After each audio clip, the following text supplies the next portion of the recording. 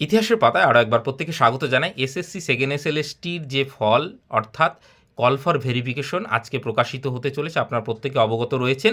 এবং প্রথম প্রশ্নই যেটা আসে যে কতর মধ্যে হতে চলেছে, এবার এটাও জানেন কোর্টে বারবার এই কথা এসএসসি স্বীকার করেছে 80-র মধ্যে হতে চলেছে। এবার দেখুন, আপনি এখানে গালমন্দ করে তো কিছু হবে না, নীতি নির্ধারণের জায়গায় রয়েছে যারা এসএসসি সরকার, তারাই এটা ঠিক করবে, আমার আপনার কথাই তো হবে না। বাকি কোর্ট কেসে পরবর্তী সময় কি হবে সেইটা তো সময়ই বলবে, কিন্তু এখন এই লিস্টটা 80 মার্কের ওপর ভিত্তি করে হচ্ছে এবং ফ্রেশার্সদের জন্য বুঝতেই পারছেন যে এইটা 70 মার্কের মধ্যে হচ্ছে, তাদের তো এক্সপিরিয়েন্সের নাম্বার নেই, তো তার মধ্যেই কিন্তু কাট অফ নির্ধারিত হবে। এইবার সঙ্গে সঙ্গেই প্রশ্ন আসে, তাহলে ফ্রেশার্সদের কি কোনো সম্ভাবনা রয়েছে? দেখুন, 11-12-এর সম্ভাবনা তুলনামূলক কম, এবং যেসব সাবজেক্টে 9-10-11-12 দুটোই রয়েছে সেই সব সাবজেক্টে আরও কম।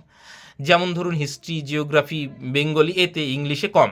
কিন্তু ধরুন এডুকেশন, ফিলোসফি, সোশ্যোলজি এগুলো সাবজেক্ট যেহেতু শুধুমাত্র 11-12 রয়েছে, সেহেতু 9-10-এর টিচাররা ওইখানে গিয়ে ভিড় করছে না, তো তাদের তুলনামূলক ক্যাটাগরিতে কিছু হলেও কিন্তু যেসব সাবজেক্ট 9-10-11-12 দুটোতেই রয়েছে সেসব সাবজেক্টে কিন্তু তুলনামূলক ফ্রেশার্সদের সম্ভাবনা কম। কিন্তু 9-10-এর যখন ভাইবা হবে তখন কিন্তু আপনারা অবশ্যই অনেকটা সংখ্যায় ডাক পাবেন। কেন ডাক পাবেন? কারণ যতই এক্সপিরিয়েন্সের নাম্বার পাক সেখানে সিট সংখ্যাও বেশি, এবং আপনারা ধরেই রাখুন যত সিট রয়েছে অ্যাপ্রক্স ধরুন যা সিট রয়েছে তার কিন্তু অনেকটাই কম এক্সপিরিয়েন্স নিয়ে কিন্তু শিক্ষকরা যাচ্ছেন। ধরুন 16 সালের টিচাররা যদি আমি 14,000 তর্কের খাতিরেও ধরে নিই, বাকি যে লাস্ট হিয়ারিংয়ে আপনারা দেখেছেন যে এসএসসি থেকে জানানো হয়েছে কেন্দ্রীয় সরকারের স্কুলে চাকরি করে এইরকম 3,000-এর মতন আবেদন, এবং রাজ্য সরকারের যারা 16 সালের টিচার নয় তারা 1,000, মোটামুটি 4,000, অর্থাৎ মানে 18-19 হাজারের মতন এক্সপিরিয়েন্স নিয়ে শিক্ষকরা।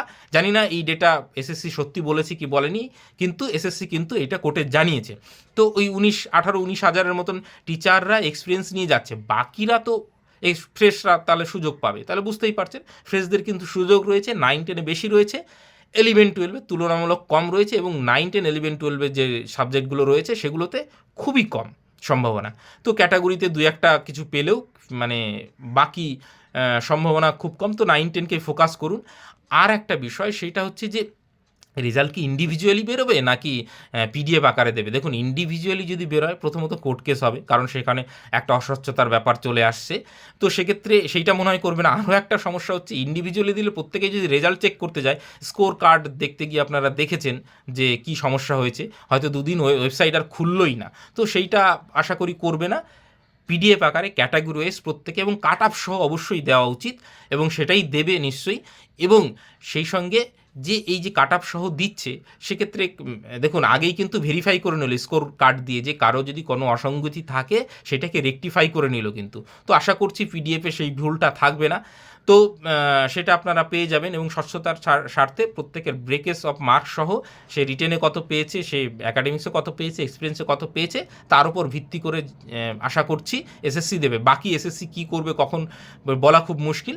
তবে হ্যাঁ, পিডিএফ আকারে দিলে তবে সাইটটা ঠিকঠাক কাজ করবে, না হলে কিন্তু সাইট একদম দুদিনের মধ্যে খুলতে পারবে না, সেটা এসএসসি করবে না। এবং সেই সঙ্গে যে কতজন ডাক পাবে এইটা প্রত্যেকেই জানেন যে 100 জন সিটের পরিপ্রেক্ষিতে 160 জনকে ভাইভাতে ডাকা হবে ন্যূনতম। কথাটা ভালো করে খেয়াল করুন, ন্যূনতম। সেক্ষেত্রে 100টা সিটের ক্ষেত্রে 160 জন, 70 জন, 250 জন, 300 জনও ডাক পেতে পারেন।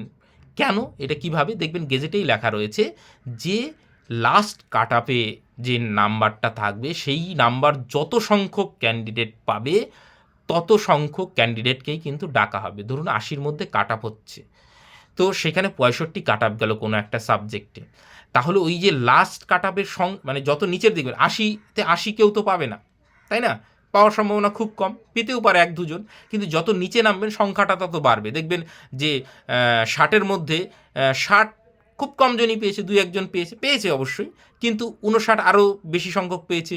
55-তে যদি চলে আসেন তাহলে সংখ্যাটা আরও অনেক বেড়ে যাচ্ছে।